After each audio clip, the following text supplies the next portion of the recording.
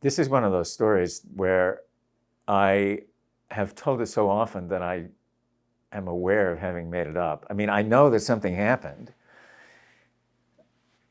that somewhat resembles the story that I tell, but I don't, I can't get back behind my own narrative. But the narrative is as follows. So I was teaching at Lehman College. I stayed at Columbia for graduate school, and I got part-time work teaching English at Lehman. And also teaching at Lehman was my friend Aaron Fogel, who is a professor of English at BU, or maybe has retired from there. And Aaron grew up in a Yiddish-speaking home, and with some real tradition to that. And I thought that was really cool. And I thought it was really cool when one morning we went out for coffee and he bought a copy of the Yiddish Forward. I thought, oh, my friend Aaron, it's so wonderful. And then he reads the sentence aloud and he says, I'm not sure what it means. And I say, well, I think I know what it means, because it was a very Deutschmarisch kind of sentence, or at least that's what I think, because there's no other way for this story to come out the way it comes out. But I can't remember the sentence or whether it was a word, But it was a big deal for me, because it said to me, this Jewish language,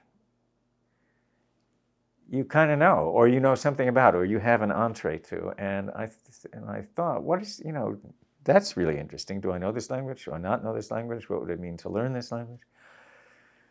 So I can't have done this the same day, I think. Maybe, I don't know. I called the Yeshiva University bookstore and I said, do you have a Yiddish textbook?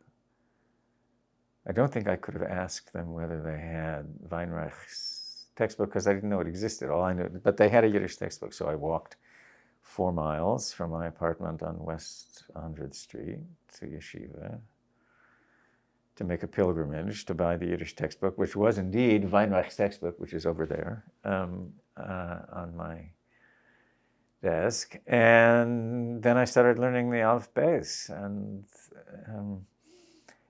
there's a version of the story that's not true, and that I know not to be true. And in the version of the story that's not true, I devote myself with single-minded intensity to learning Yiddish until I get through the textbook. But I didn't do that. But I learned something. And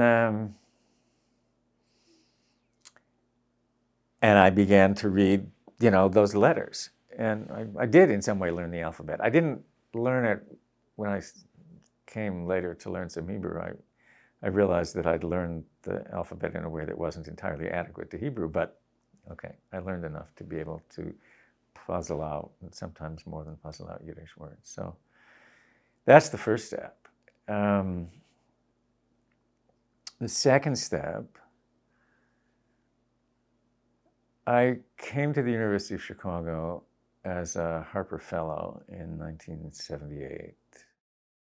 I don't know how this happened, because I wasn't connected with the Hillel as a place to worship.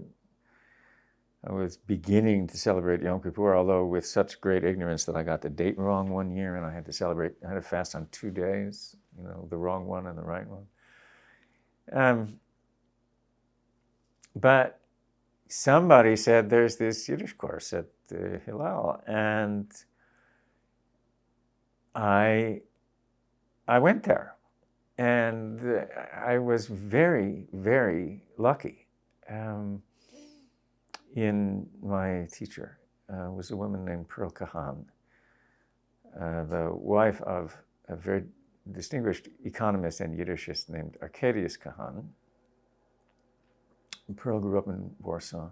What I remember about Pearl was that, we were told we had to buy, or in my case, to bring, the Weinreich textbook. And then she said, I just want you to know, Yiddish is a language like other languages. It's not a series of curse words. It's not a series of colloquial expressions. It's not a series of song lyrics. It's got a grammar. It's got a vocabulary. You have to learn the grammar. You have to learn you have to do all the drills that people do when they learn other languages. If you want to learn it, that's what you have to do. I love that.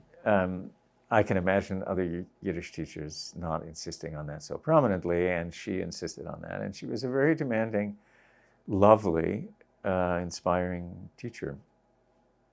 And I took that course, and then the second year we were there, I asked Pearl, there wasn't a second year course at the Hillel, not surprisingly, I asked Pearl whether she would read some stuff with me. And this also was a very interesting experience. What she proposed reading was Isaac Bashevis Singer's story called Der Spiegel, The Mirror. And I thought, great, this is I still, I remember reading the first sentence and thinking, I'm reading, Yiddish literature. This is really exciting.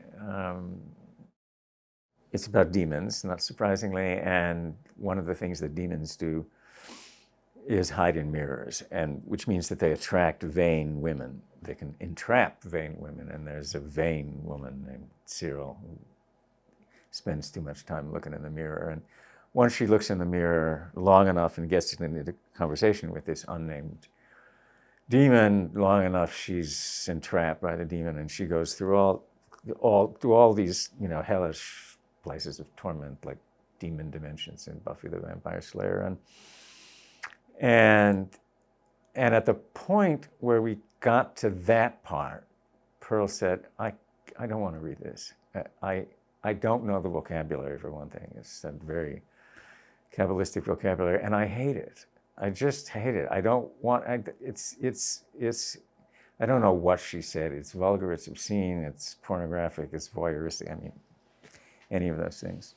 There's some justice in that. And that's where my formal study of Yiddish literature with Pearl Cahan ended, because, I think I finished the story as best I could, which wasn't so great. And but she was a really important teacher for me. So by then I was, you could say that I was reading Yiddish slowly but competently. By then I had a dictionary, but stuff like that.